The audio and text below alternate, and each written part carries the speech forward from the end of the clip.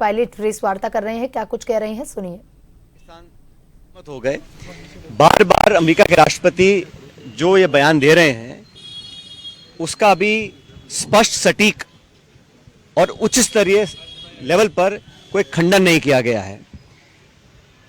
एक बात और हमने देखी कि जितनी बार भी सोशल मीडिया पर राष्ट्रपति ट्रंप ने अपना पक्ष रखा है इस पूरे मुद्दे को लेकर, उन्होंने एक बार भी आतंकवादी शब्द का इस्तेमाल नहीं किया, उन्होंने टेररिज्म का इस्तेमाल नहीं किया, उन्होंने कहीं भी पाकिस्तान द्वारा दशकों से नामी गिरामी विश्व प्रसिद्ध आतंकवादियों को जो पनाह दी है और जो भारत में लगातार मुंबई से लेकर पुलवामा और पहलगाम में जो आतंकवादी हमले हुए हैं उस पर पाकिस्तान का जो प्रूवन ट्रैक रिकॉर्ड है उस पर एक शब्द नहीं कहा।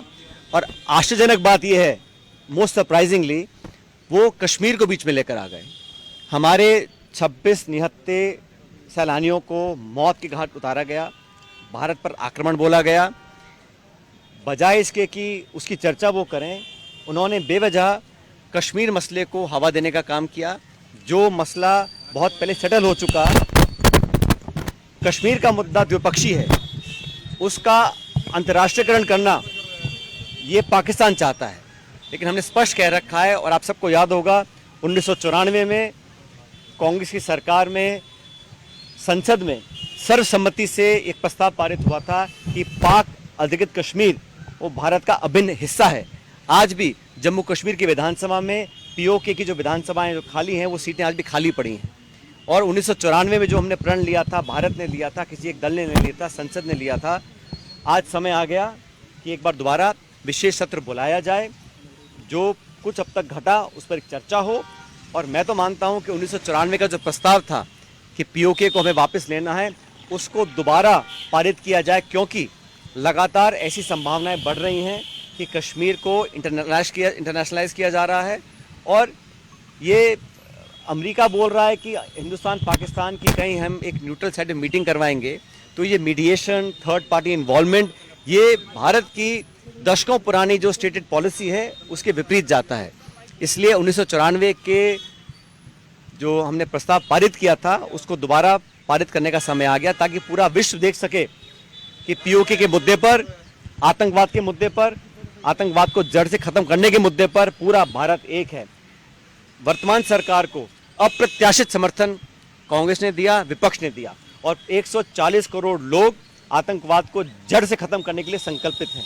इसमें कोई किसी को डाउट नहीं होना चाहिए। लेकिन दुर्भाग्यवश जो घटनाक्रम हुआ उससे बहुत सवाल उठ रहे हैं। और जिन 4 आतंकवादियों को इंडियन एजेंसीज ने आइडेंटिफाई किया है, जो मैंने देखा मीडिया में, उनका क्या अभी स्टेटस है, उनमें से कितनों को हमने न्यूट्रलाइज किया है और कितनों को हम पकड़ पाए हैं, इस पर भी सरकार को बात रखनी चाहिए। आतंकवाद के खिलाफ भारत की सेनाओं के शौर्य के प्रति हम सबका एक मत है। और मैं समझता हूं जो स्ट्राइक हम लोगों ने किया बड़ी केयरफुली किया, उसमें कोई सिविलियन कैजुअलिटी का टारगेट नहीं था, कोई मिलिट्री इंफ्रास्ट्रक्चर का टारगेट नहीं था। जो पहला स्ट्राइक हुआ 9 जगहों पर, वो बहुत प्रिसाइज था, और ये दिखाता है कि भारत की सेना दुनिया में सर्वोच्च सेना है। Indian army is the most professional army. और हमारे जो एयर स्ट्राइक रहा, स्पेसिफिक टारगेट था, प्रिसिजन बॉम्बिंग थे, उसका मैं समझता हूँ सबने स्वागत किया है।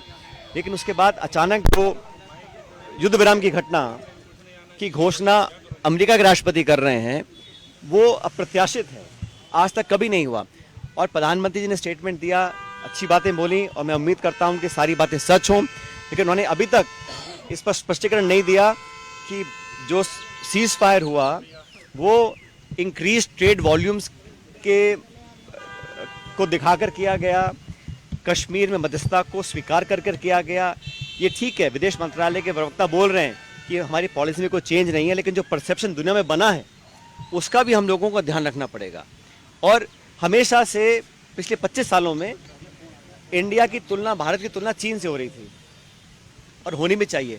पाकिस्तान जो एक फील्ड स्टेट है, जहाँ पे आईएसआई और आर्मी देश को कंट्रोल करते हैं, वहाँ की सरकारों में इतनी ताकत नहीं है कि वो अश्योरेंस दे सके। जो अभी सीज फायर हुआ है, वो ऐसी क्या अश्योरेंस मिली है कि आने वाले समय में जो पाकिस्तान को आईएमएफ का लोन मिला है, जो अमेरिका उनसे इंक्रीज ट्रेड व्यापार की बात कर रहा है, जो उनके पास जो आर्थिक समृद्धि आएगी, क्या वो उस धन का, उस पैसे का दुरुपयोग करके दोबारा से आतंकियों को पनाह देने का काम नहीं करेंगे? क्या जो बंकर, जो इंफ्रास्ट्रक्चर उन्होंने बनाए, ट्रेनिंग कैंप्स बनाए हुए हैं, जो हमने ध्वस्त किए हैं, क्या दोबारा वो नहीं पनपेंगे? ऐसी क्या अश्योरेंस हमको मिली है सीज फायर के माध्यम से? इस बात पे हम लोगों को स्पष्टीकरण मेरे को लगता है सरकार को देना चाहिए।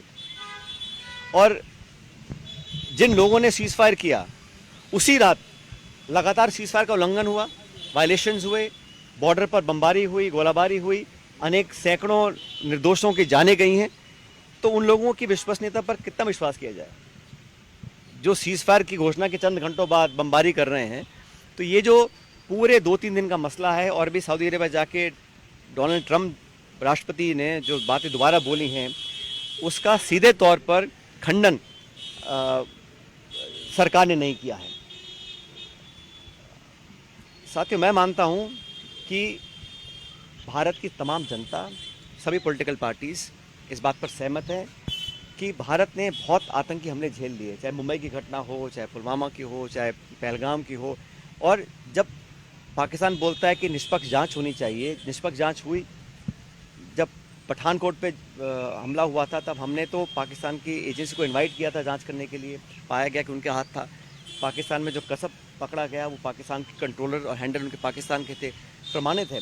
मुझे लगता है कि विश्व स्तर पर भी हमको प्रमाण देने चाहिए, ताकि पाकिस्तान को FATA की लिस्ट में दोबारा डाला जाए। और जो टेरर फंडिंग है, अगर उनके सारे दरवाजे खोल देंगे पैसा एकत्र करने के लिए, तो वहाँ की जो सेना है, वहाँ की जो ISI है, वो संसाधन का दुरुपयोग करेगी, ऐसा मैं मानता हूँ।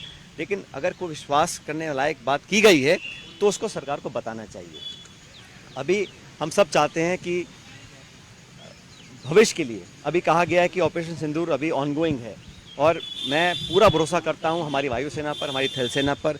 जो भी निर्णय वो लेते हैं, जो भी कार्रवाई वो करते हैं, उसमें पूरा समर्थन उनको है। हमारे जो सैनिक हैं, उनका शौर्य, उनका बलिदान, उनकी वीरता, उसका कोई सानी नहीं है। और पूरा भारतवर्ष हमारे फौज के साथ खड़ा है, खड़ा रहेगा। हम तो सरकार के साथ भी हैं, लेकिन सरकार ने जब तक किया है, उस पर भी क्लियरली अपनी बात रख नहीं पाए हैं। और जो ट्रंप साहब बार बार बोले जा रहे हैं और रुक नहीं रहे हैं, उन्होंने पहले कहा कि मैंने सीज़फायर करवा दिया, अब कल वो बोल रहे हैं कि मैंने उनको व्यापार का लालच देकर दोनों को समझा दिया, भारत पाकिस्तान को। तो भारत की तुलना जो पाकिस्तान से हो रही है, वो कतई बिल्कुल ठीक नहीं है, क्योंकि कोई तुलना नहीं हो सकती। हम एक शांति प्रिय, लोकतांत्रिक, विकासशील, प्रगतिशील नौजवान देश हैं, जहाँ हम लोगों ने अमेरिका के साथ संधि करी और इंडो